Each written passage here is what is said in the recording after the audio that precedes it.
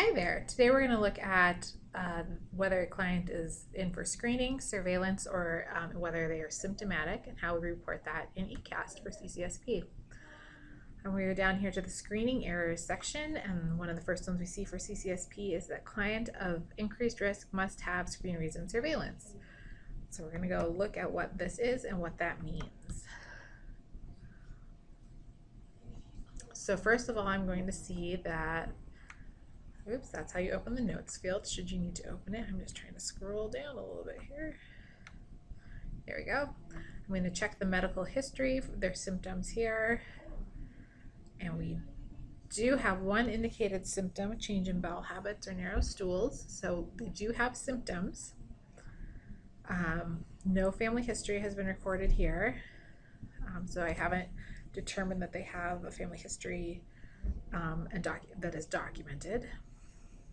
But the personal history, this patient does, yes, have a history of polyps, and yes, they were adenomatous. So when I come down here to the screen reason, scroll up just a little bit. For screen reason, well, I have entered symptomatic, which this client does have a symptom on the referral form, so that is true. The bigger picture here is that they have previously had polyps, and so we're going to follow them up as surveillance.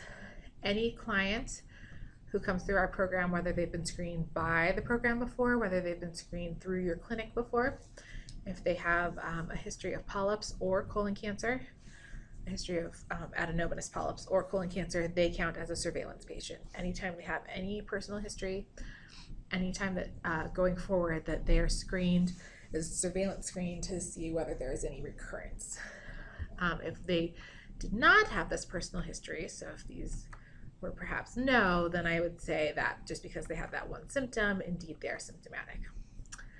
And then if they did not have that symptom listed up above from the referral form, they have no symptoms and no personal history, that is when we would select screening as a true screening client. So to review, screening means they have no personal history, maybe they've never been screened before, and they are also not symptomatic in any way. They don't have any symptoms listed on the referral form or in the endoscopy report. Those count as screening. Someone who does not have any personal history, maybe hasn't been screened before, but does have symptoms, that is symptomatic. And anyone who has a personal history of adenomatous polyps or colon cancer, regardless of whether or not they have symptoms, is then a screening or is a surveillance client. So there you go, that's surveillance.